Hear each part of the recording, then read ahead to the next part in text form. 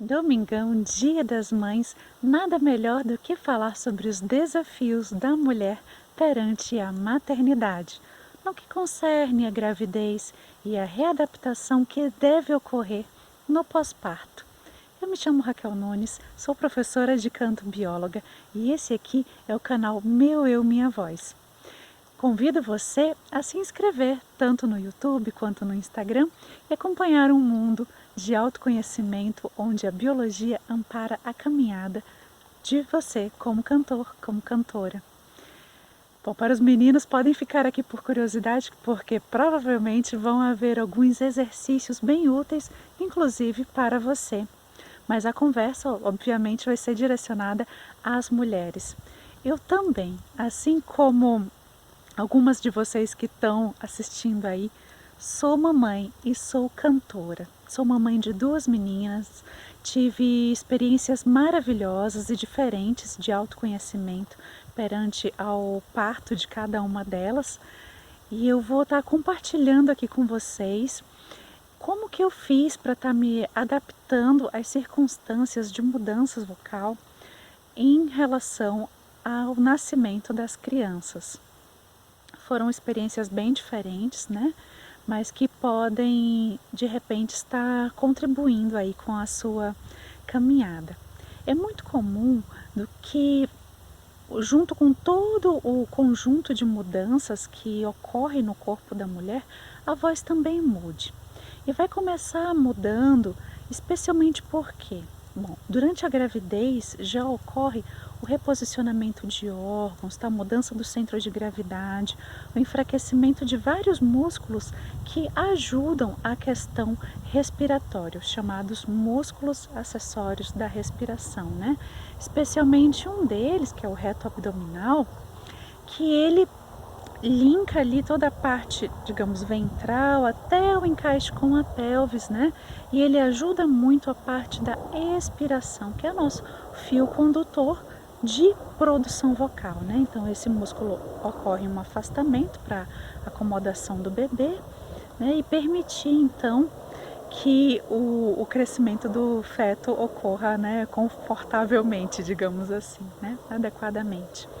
Só que à medida que esse músculo se afasta, a gente precisa também, obviamente, depois no pós-parto, fazer alguns exercícios específicos para que ele retome o seu tônus, né, digamos, original.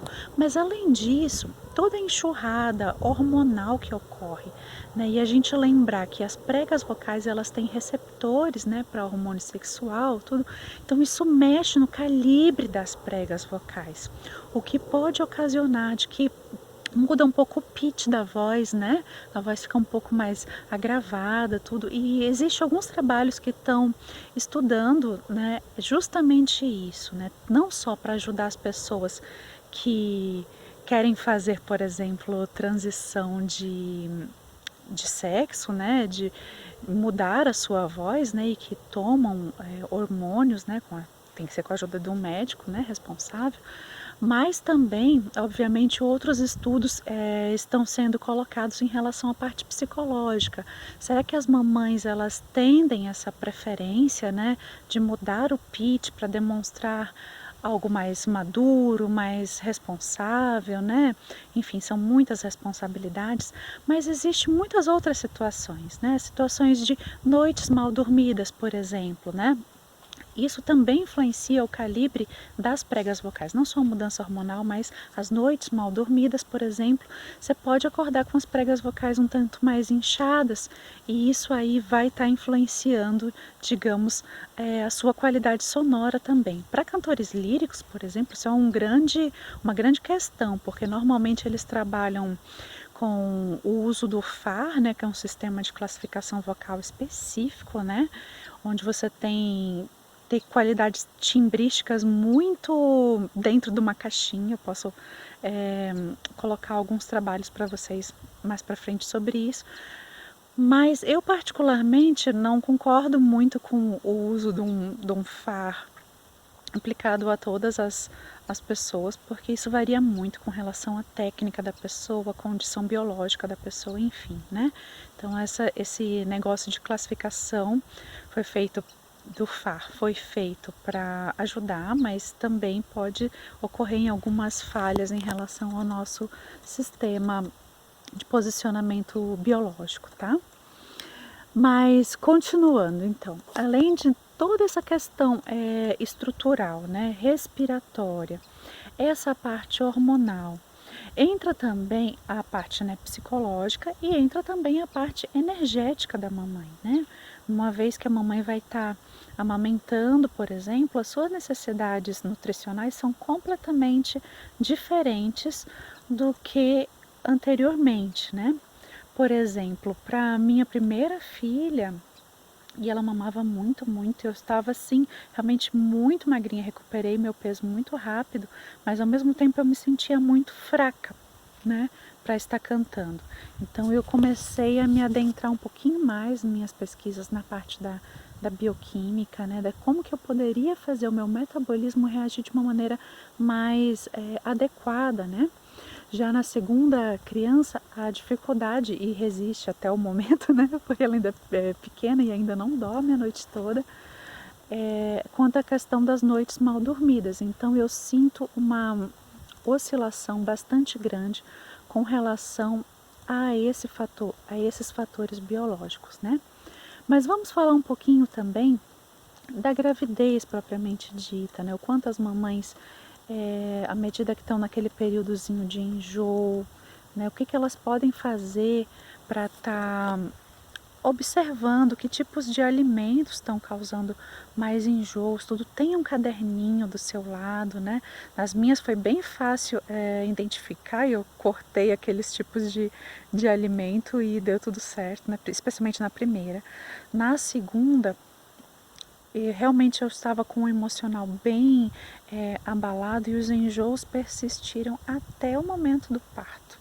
Foi um negócio assim complicado para as pregas vocais, né? E eu estava, com todas as duas, eu estava no momento da universidade de música e tinha provas para fazer, tinha concertos, enfim.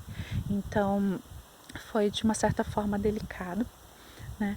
Mas assim, hidratação, especialmente, né? Logo depois que você ter uma crise, uma dificuldade aí com relação ao vômito, se hidrate bastante, né? Isso é muito importante. E procurar extrair da sua dieta basicamente os alimentos que são inflamatórios, né? Que dão reação no seu corpo, que propiciam essas reações, né? E que tipo de alimentos são esses, né? Normalmente açúcares, farináceos, né? Glúten, condimentados e também frituras, né? Enfim. Então, todos esses dão muita reação. Se você cortar isso da sua dieta, já é um bom bônus, né? Para essa situação energética, tanto durante a gravidez quanto no pós-gravidez também, durante a amamentação, enfim. Mas é necessário que a mamãe ela passe pelo menos um períodozinho de 40 dias, tá? Descansando o seu corpo, restabelecendo. Não importa se seu parto foi normal ou cesárea, você precisa recondicionar, dar esse repouso para você, né, e o seu corpo ir voltando, e depois disso sim envolver um condicionamento vocal, né? A princípio, no meu caso, eu tive um pouquinho de desespero de voltar rápido para a questão de treinos, né? E isso me atrapalhou. Eu sofro ainda algumas consequências disso até hoje, né? De alguns efeitos secundários, de que eu tensionei demais minha língua para repor um apoio respiratório que não estava eficiente, enfim. E hoje em dia eu tenho lidado com essas questões, né? Então, obviamente, hoje eu já tenho esclarecimento, né? O meu projeto, meu Eu Minha Voz, que é de amparo da biologia para os cantores, evoluiu muito. Então, isso daí deu uma virada na minha vida, entender esse tipo de coisa e estar reposicionando o sistema, tá? Então, assim, só para encurtar esse vídeo que já está bem longo, que poderia dar até 1 hora de fala, né? Mostrar para você que existem muitas dificuldades, mas existe possibilidades de reordenar. E o condicionamento que você vai ter logo após esse período, então, obviamente, vai ser determinante. E pode ser realmente um divisor de águas na sua carreira, de você estar esclarecida ao ponto de conseguir abraçar, né, os fatores técnicos com muito mais clareza. Muito necessário para as questões de inchaço de prega vocal, né, noites mal dormidas, tudo, você investir em treinos que são massageadores, que são drenadores, né, como por exemplo vibração de lábios, língua, né, raspberry, todos esses drenam bastante, né? Fazem massagem, estão fazendo uma drenagem ativa ali nas suas pregas vocais, né? E passeando, obviamente, né?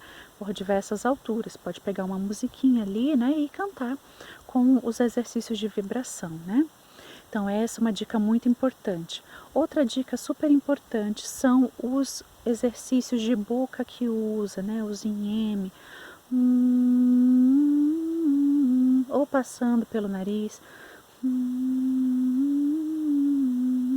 ou mesmo utilizando a divisão aqui, ó, tapa o nariz, deixa a boca assim, ó. Deixa uma divisão aqui de ar, né? E faz todo esse alongamento. Eles também são muito massageadores das pregas vocais, tá? Respeite o seu corpo. Se um dia que a sua voz não estiver respondendo, descanse e tente ir acordando sua voz devagarzinho com esses tipos de exercício. Agora, alguns exercícios são extremamente relevantes para o conjunto, né, dessa parte respiratória. Eu vou estar passando aqui para você agora nesse momento para poder você estar trabalhando também aí na sua casa. Ó, invista na abertura das costelas. Sopre um S longo, trazendo a musculatura abdominal em direção às costas, tá? Isso daí vai trabalhar o fechamento do reto abdominal. Mas também exercícios que envolvam agachamento, que você sinta o períneo ativando ali embaixo, teu assoalho pélvico, precisa desse contrabalance para realmente retomar o tônus, né? Onde toda essa musculatura, imagina que teus ossos, né, o teu quadril, ele foi aumentado nessa situação de parto, né? Então precisa uma recolocação e ativação do tônus muscular do períneo para contrabalancear, tá? Então isso aí, por exemplo, você pode estar trabalhando com agachamentos, e aí eu vou passar um aqui para você. Abre a costela. Inspira bem com os braços, agacha, sente o fundo do corpo, alonga, em M, alonga aí,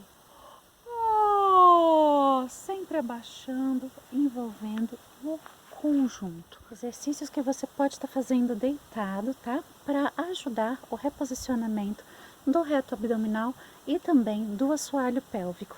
Você vai precisar só de uma superfície plana, obviamente, um livrinho para dar uma altura bacana para a sua questão da cervical, né? Lembrando que a gente quer respeitar a curvatura natural da coluna, tá? Para você sentir seu corpo.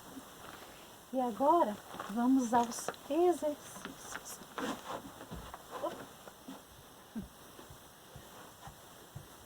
Primeiro exercício, tá? Deite com as pernas paralelas, tá? Sinta bem, ó, movimentação de costela. Primeira etapa. Demande uns minutinhos para perceber seu corpo, tá? Se há dores, como que tá? Nessa respiração profunda, tente ativar o baixo ventre. Já vai estar mexendo seu períneo, as suas costas. Então, primeira etapa é perceber toda essa movimentação de costelas, ventre, costas, baixo ventre aqui na pelvis, tá? Próxima etapa é você soltar um S bem longo e contínuo, tentando manter a abertura das costelas e o fechamento do reto abdominal e o do períneo, como se você estivesse apressando ou de repente bloqueando o fluxo do xixi, por exemplo, né? Você vai sentir, ó, uma movimentação interna, tá?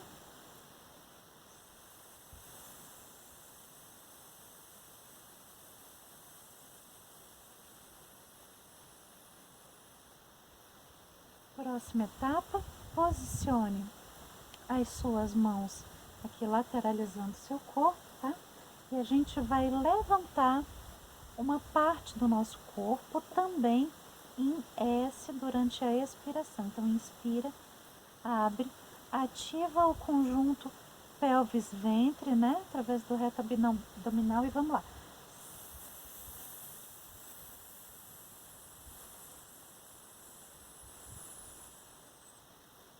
Volta devagarzinho, repousando vértebra por vértebra, tá? E aí você pode fazer uma sériezinha de 3 para 15 repetições, tá certo? Então, inspirou e ativou.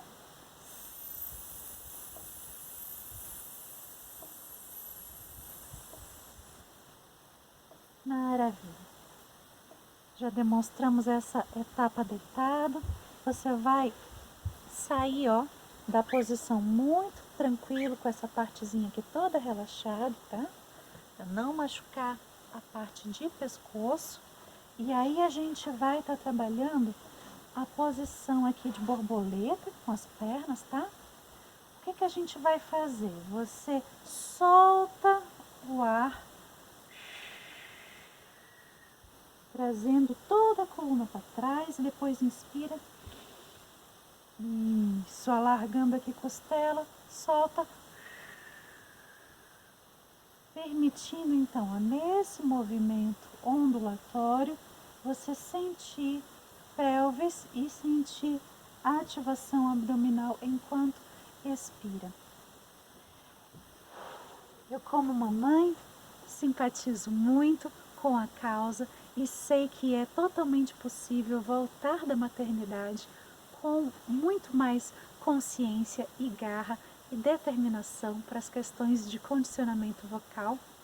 E eu espero que você aproveite muito essa fase e envie para outras mamães também esse recado importante de que existem sim alguns fatores que você precisa recolocar vocalmente com relação à maternidade, mas que é totalmente possível estar muito mais plena, tanto emocionalmente quanto fisicamente, tá?